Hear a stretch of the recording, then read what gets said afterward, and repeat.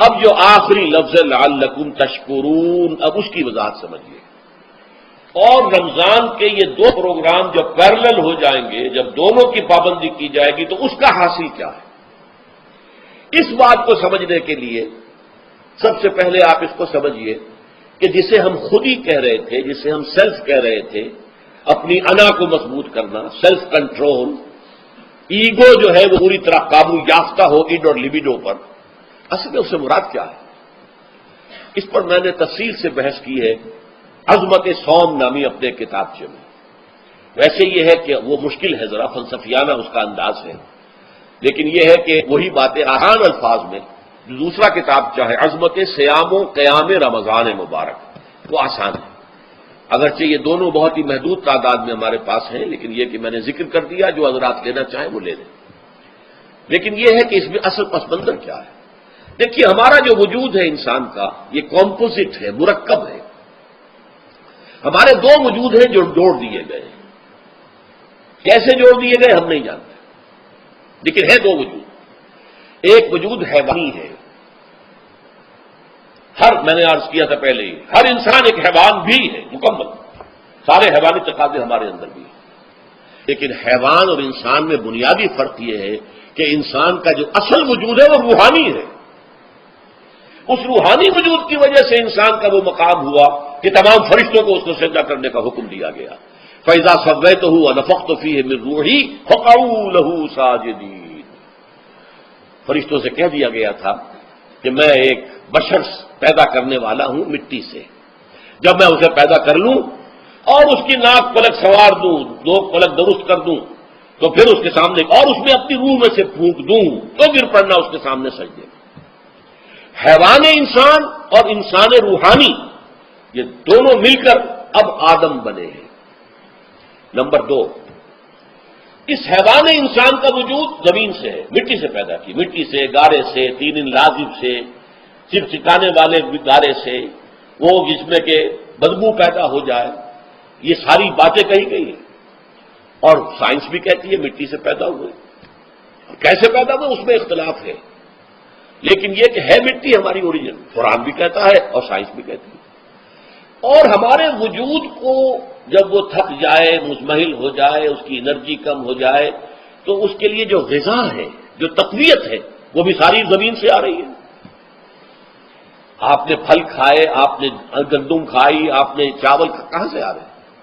اچھا، بکری کا گوشت کھایا تو بکری کا گوشت کس چیز سے بنا ہے؟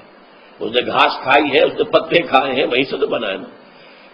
الٹیمیٹ سورس آپ کے وجود حیوانی کے لیے جو آ رہی ہے وہ زمین ہے.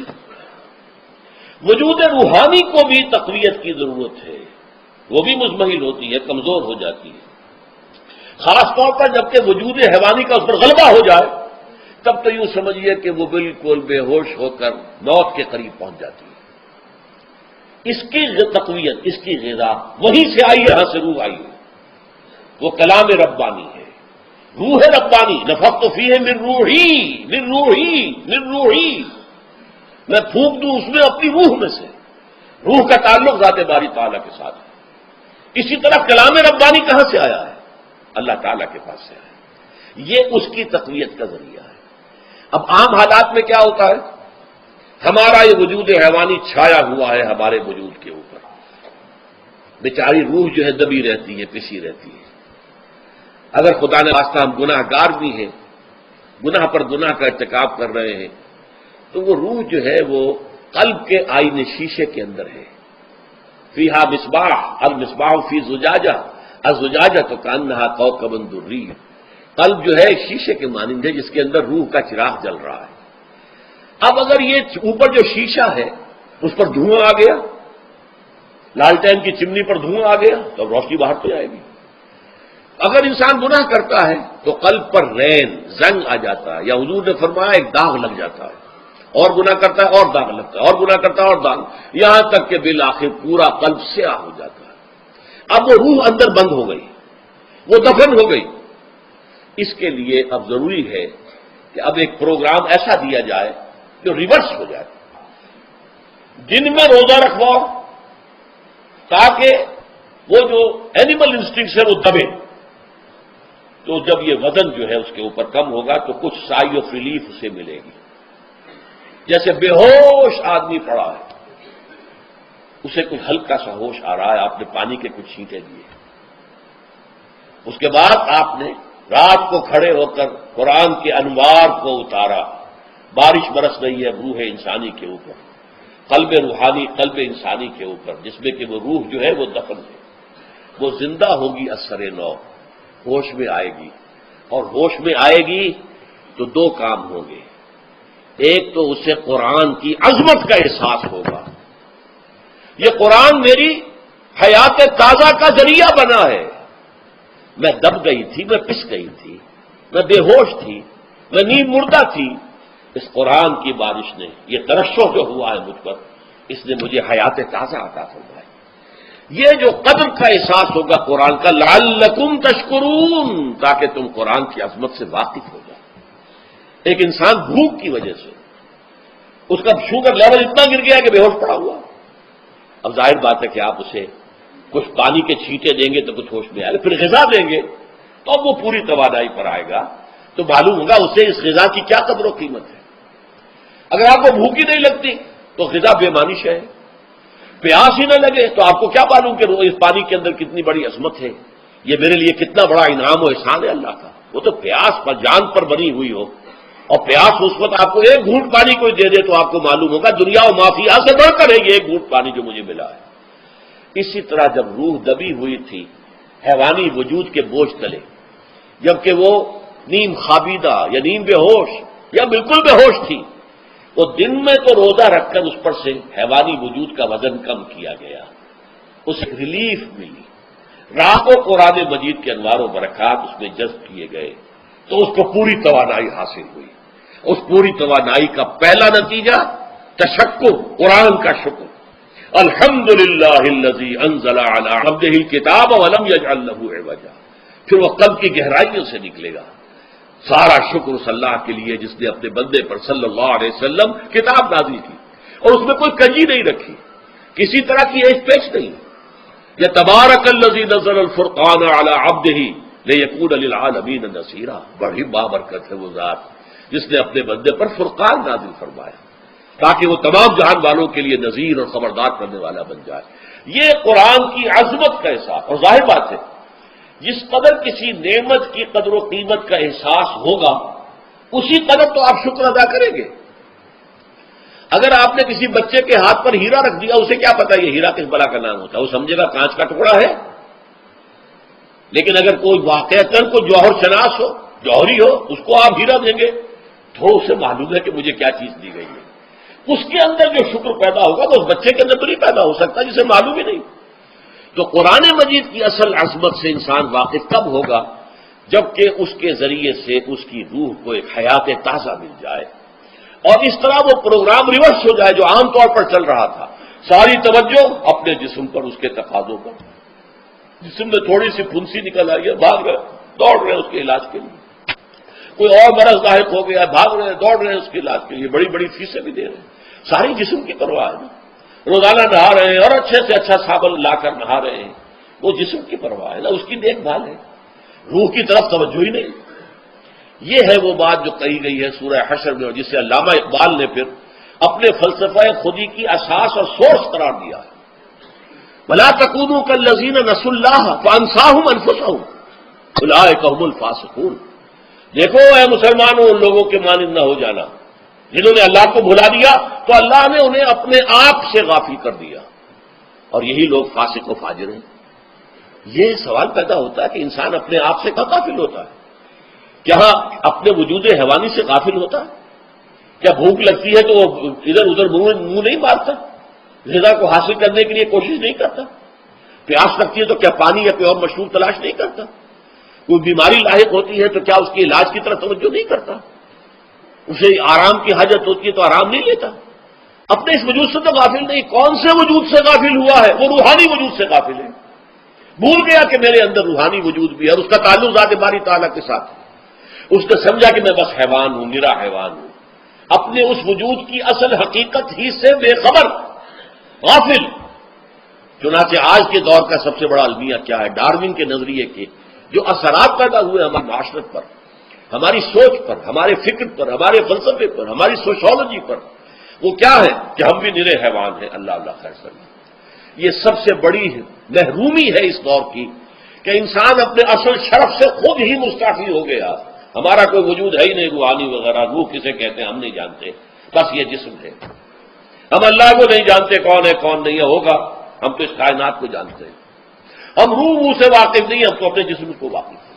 آخرت سے ہم ہمیں کچھ پتہ نہیں، شاید ہو شاید نہ ہو، کچھ پتہ نہیں، لیکن یہ زندگی تو ہے، اسے ہم جانتے ہیں. یہ ہے آج کے انسان کا سب سے بڑا المیہ، اور یہ ہے ماس اسکیل کے اوپر ارتداد، ذہنی طور پر مرتد ہو چکے ہیں. انسانوں کی عظیم اکثریت مرتد ہو چکی ہے. یہ ہے در حقیقت کہ روزہ جو ہے اس پروگرام کو آ کر ریورس کرتا ہے. دن میں کھانے پینے، جنسی تقاضے پر پابندی، وہ وجود حیوانی کا وزن کچھ کم ہوا. روح جو دبی ہوئی تھی، یا سسک رہی تھی یا بے ہوش تھی یا نیند مردہ تھی، اسے کچھ ریلیف ملا. اب اس کے اوپر قرآن مجید کے تیرے ضمیر پہ جب تک نہ ہو نزول کتاب، گرہ کشاہ نہ راضی نہ صاحب کشاف، ہمارے دلوں کے اوپر بارش ہو رہی ہو انوار قرآنی کی. وہ ظاہر بات ہے کہ بغیر سمجھے تو نہیں ہوگی بارش، وہ تو آپ کو سمجھ رہے ہوں گے تو بارش ہوگی.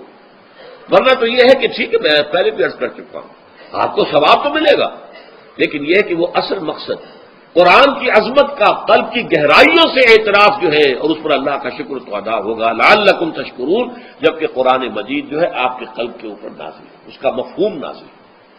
اچھا، اس کا دوسرا نتیجہ کیا نکلتا ہے؟ جب وہ روح جو ہے وہ ہوش میں آئے گی، اس کو حیات تازہ مل گئی، وہ اپنے اصل مرکز اور منبع اور سرچشمہ کی طرف جو ہے متوجہ ہوگی. عربی زبان کا ایک مقولہ ہے، کل شیء یرجع الی اصلہ، ہر شے اپنی اصل جڑ کی طرف جو ہے لوٹتی ہے. ہمارا وجود حیوانی زمین سے زمینی کی طرف لوٹتا ہے، یعنی مرنے کے بعد زمینی میں چلا جائے گا.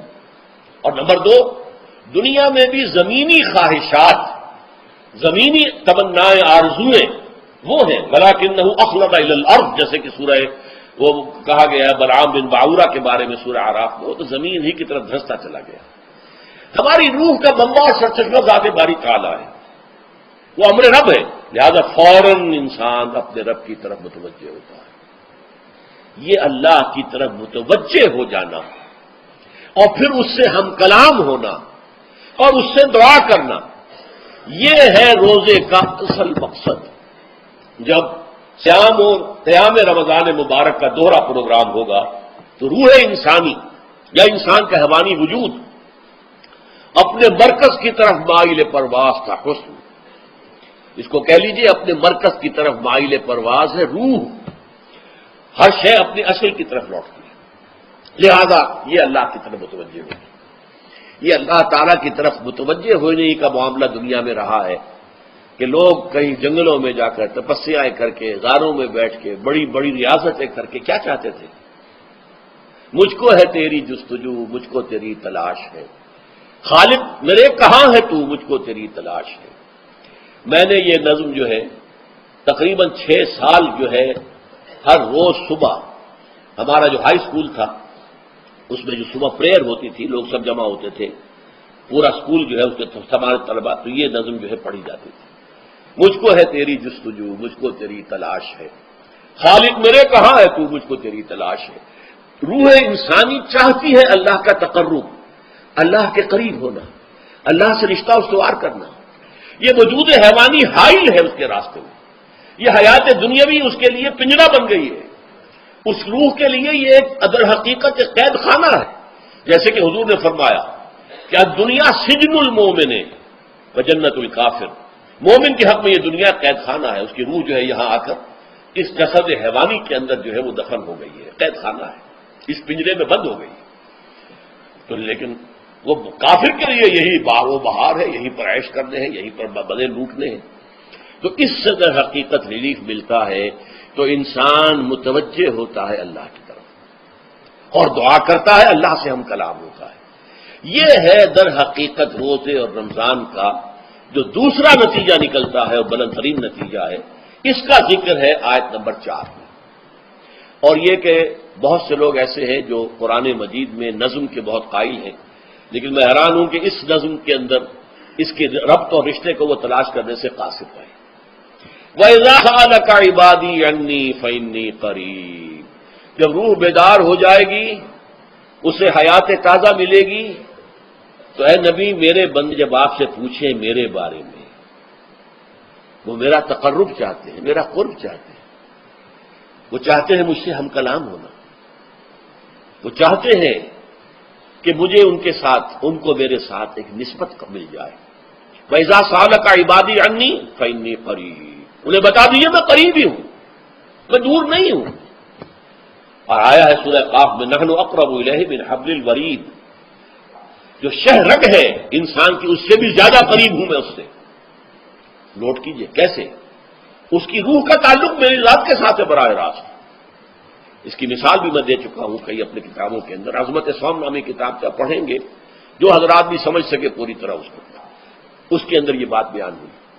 اور اسی لیے دیکھیے حدیث آخری پڑھ لیجئے کہ حضور نے قرار دیا ہے کہ روزہ جو ہے تمام عبادات کے اندر ایک بالکل منفرد شان کا حامل ہے۔ وعن ابی ہریرہ رضی اللہ تعالی عنہ، اور یہ متفق علیہ روایت ہے بخاری اور مسلم دونوں کی، قال رسول اللہ صلی اللہ علیہ وسلم قال اللہ عز وجل، اسے حدیث قدسی کہتے ہیں، حضور نے فرمایا کہ اللہ فرماتا ہے۔ تو یہ حدیث بھی ہو گئی کہ حضور نے ہمیں بتائی، اور حدیث قدسی ہو گئی کہ اللہ کا قول ہے جو حضور نقل کر رہے ہیں۔ قرآن مجید وحی جلی ہے، یہ وحی خفی ہے، لیکن یہ عام حدیثوں کے مقابلے میں اس کا مرتبہ مقام بہت بلند ہے کہ حضور فرما رہے ہیں کہ اللہ فرماتا ہے، یقول اللہ عز وجل کل عمل ابن آدم لہو، ابن آدم کا ہر عمل، ہر نیکی اس کے اپنے لیے، اپنے فائدے کے لیے، الا الصوم، سوائے روزے کے، فإنہ لی وأنا اجزی بہ یا اجزا بہ، یہ میرے لیے ہے اور میں خود ہی اس کی بدلہ دوں گا یا میں خود ہی اس کا بدلہ ہوں۔ یہ دونوں ترجمے ہیں۔ عظمت صوم میں میں نے تفصیل سے بحث کی ہے کہ ویسے تو نماز بھی اللہ کے لیے، کمی صلاۃ لذکری، حج کس لیے ہے؟ للہ علی الناس حج البیت من استطاع الیہ سبیلا، اللہ کے لیے، زکوٰۃ کے لیے اللہ کے نام پر دی جا رہی ہے، اللہ کے لیے دی جا رہی ہے۔ صوم میں بات کیا ہے؟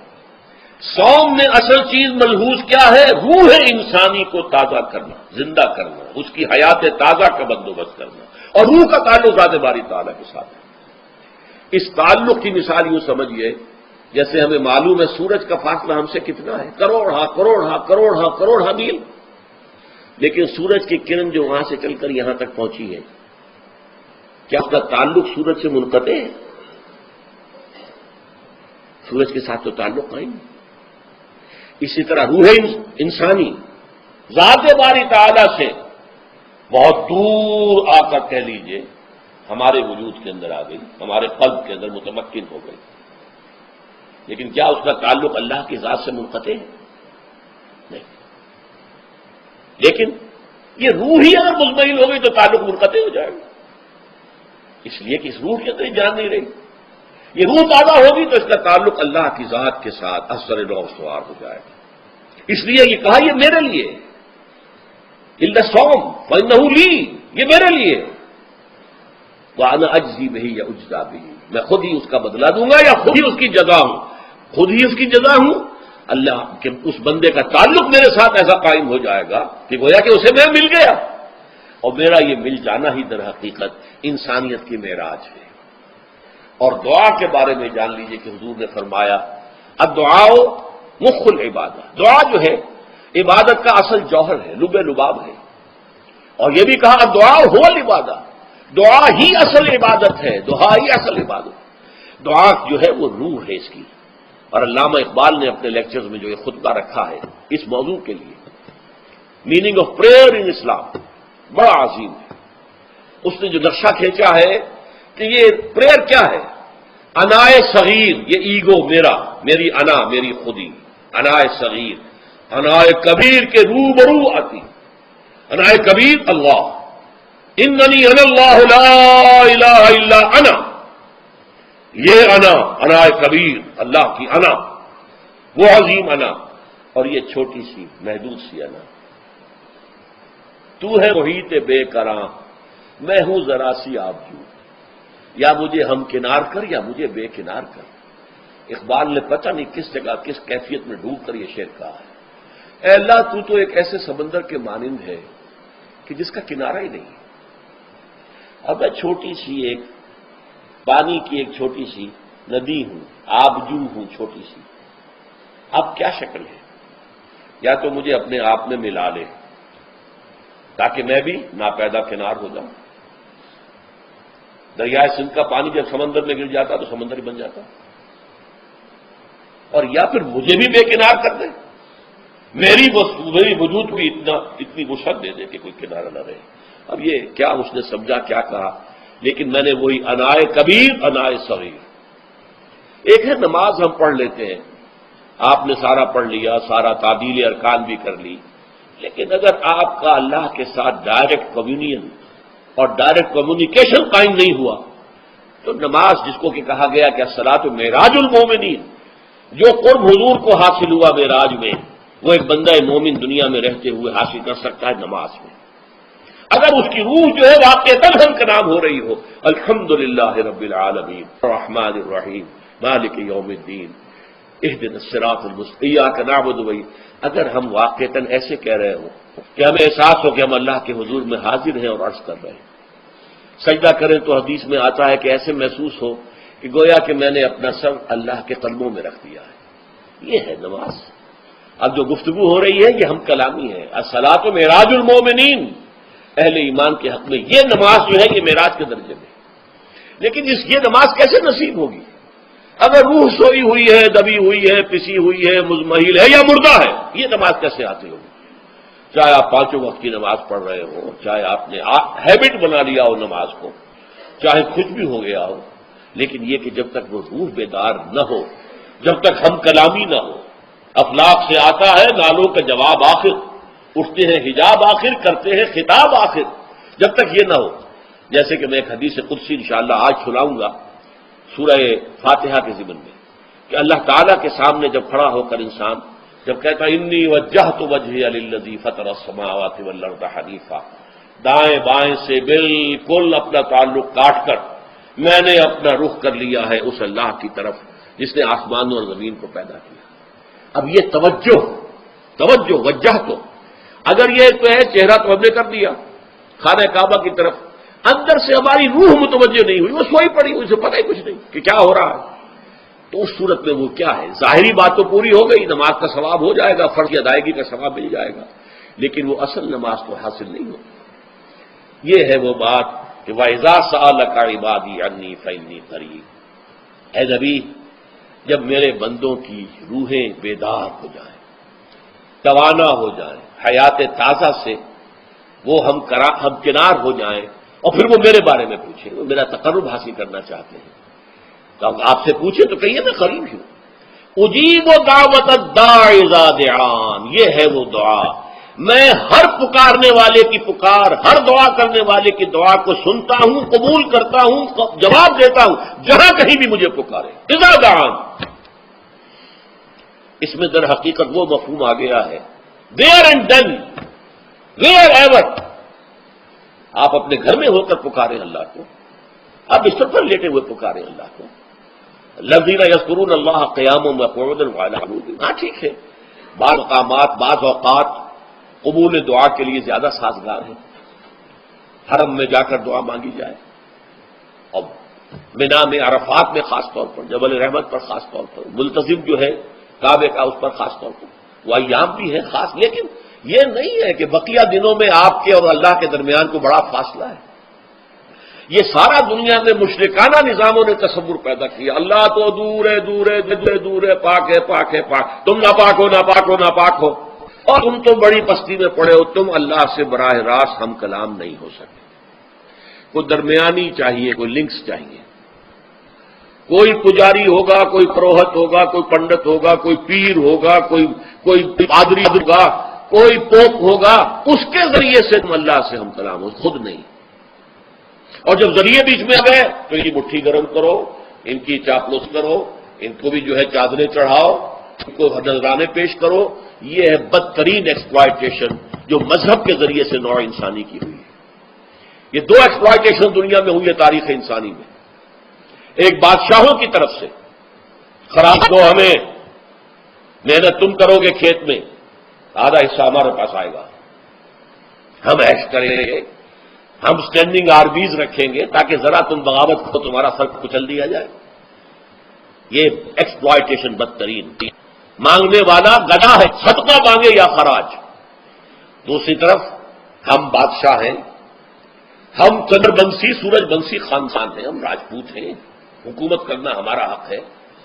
اور یہ پنڈت پہنچ جو ہے وہ بھی کہیں گے کہ ٹھیک ہے، نصف لی و نصف لک وہذا قوم جاہلون، یہ عوام جو ہے ان کا خون چوسو، ہمیں یہ نذرانے پیش کریں، بتوں کو آ کے چڑھاوے چڑھائیں اور تمہیں خراج دیں اور ٹیکس دیں۔ They are to be exploited, exploit ہوگا۔ اسلام نے آ کر دونوں کا خاتمہ کیا، کوئی ملوکیت نہیں۔ زکوٰۃ ہے تو غربا کے لیے، بادشاہ کے لیے نہیں ہے، یہ تو غربا کے لیے، لہذا کوئی ٹیکس نہیں۔ نمبر دو، اللہ سے ہم کلام ہونے کے لیے کسی دربان، کسی جو ہے پہرے دار کی مٹھی گرم کرنے کی ضرورت نہیں، جب چاہو ہم کلام ہو جاؤ۔ دل کے آئینے میں ہے تصویر یار، جب ذرا گردن جھکائی دیکھ لی۔ یہ تو تم ہماری طرف متوجہ نہیں ہوتے، ہم تو ہر وقت کہتے ہیں، ہر شب کو آخری لمحات جو ہے، آخری جو گھنٹے ہیں رات کے، سمائے دنیا تک ہم نزول فرما دیتے ہیں تمہارے لیے، اور پکارنے والا پکارتا ہے، حل بالمستغفر فاغفر له، ہے کوئی استغفار کرنے والا کہ میں اسے بخش دوں؟ حل من سائل فاعطیہ، ہے کوئی مانگنے والا کہ میں اسے عطا کروں؟ تم ہی سوئے رہتے ہو، انٹا غفیر رہتے ہو، تمہیں ہماری طرف توجہ نہیں ہے۔ اگر ہماری طرف متوجہ ہو جاؤ تو جیسے کہ اقبال نے کہا کہ میرے لیے یہ دربان جو ہے، پیران کلیسا کو کلیسا سے اٹھا دو، کیوں خالق و مخلوق میں حائل رہے پردے۔ اور یہ میں نے کئی مرتبہ بیان کیا ہے، ہمارے ہاں وہ پی جو جماعت بنی تھی ایک، اب اس میں 2 پی اور ایڈ ہو گئی ہیں، پی پھر وہ پیٹریٹ، اور اس سے آئے اپنی پہلے پارلیمنٹیرین کی پی آ گئی اور پھر پیٹریٹ کی آ گئی، 5 پیز ہو گئی۔ اسی طرح گنتی ہے ہندوستان میں، پنڈت، پروہت اور پجاری، 3 پے تو یہاں تھی، پیر ایران کا پیر، اور پوپ اور پادری، یہ سب سے شروع ہوتے ہیں الفاظ، اور یہ سب در حقیقت جو ہے شروع ہونے والے الفاظ، یہ در حقیقت انسانوں کی بدترین ایکسپلائٹیشن کا ذریعہ ہے۔ وَإِذَا سَأَلَكَ عِبَادِي عَنِّي فَإِنِّي قَرِيبٌ أُجِيبُ دَعْوَةَ الدَّاعِ إِذَا دَعَانِ فَلْيَسْتَجِيبُوا لِي۔ ہاں ایک تقاضا ہے، پھر اس سے پہلے یہ بات سمجھ لیجئے، میں اس آیت کو میگنا کارٹا جسے کہا جاتا ہے حقوق انسانی کا سب سے بڑا چارٹر، میں اس سے کہیں بڑا چارٹر قرار دیتا ہوں کہ اللہ کہتا ہے مجھ سے ہم کلام ہونے کے لیے کسی واسطے کی، کسی وسیلے کی کوئی حاجت نہیں، جب چاہو مجھ سے ہم کلام ہو جائے۔ ہاں ایک شرط ہے، فَلْيَسْتَجِيبُوا لِي، چاہیے کہ وہ میری بات بھی قبول کریں، میرے احکام کو تسلیم کریں، میرے فرامین کان سے کھول کر سنیں، ان پر دل سے عمل کریں۔ فَلْيَسْتَجِيبُوا لِي، یہ ون وے ٹریفک نہیں ہوگا کہ ہم تمہاری دعائیں قبول کریں اور تم ہماری باتوں سے پہلو تو ہی کرو، سنی انسنی کر دو، یہ نہیں ہوگا۔ یہ ایک 2 وے تعلق ہے، جسے آج کل کہا جاتا بائی لیٹرل تعلق ہے، بائی لیٹرل تعلق ہے اللہ اور بندے کے درمیان۔ بندہ توبہ کرتا ہے معاصی سے، اللہ تعالیٰ بھی اس کے لیے بھی لفظ تواب ہے، وہ بھی اپنی رحمت کے ساتھ دوبارہ متوجہ ہو جاتا ہے۔ تم اللہ کو یاد کرو، فاذکرونی اذکرکم، مجھے یاد رکھو میں تمہیں یاد رکھوں گا۔ ان تنصروا اللہ ینصرکم، اگر تم اللہ کی مدد کرو گے اللہ تمہاری مدد کرے گا۔ یہ ہے 2 طرفہ معاملہ۔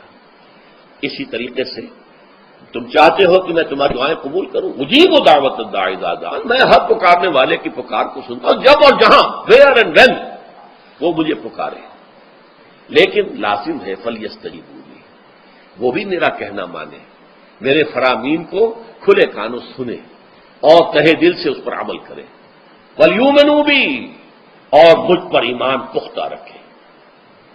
3 اس کے ساتھ مجھے پکارے.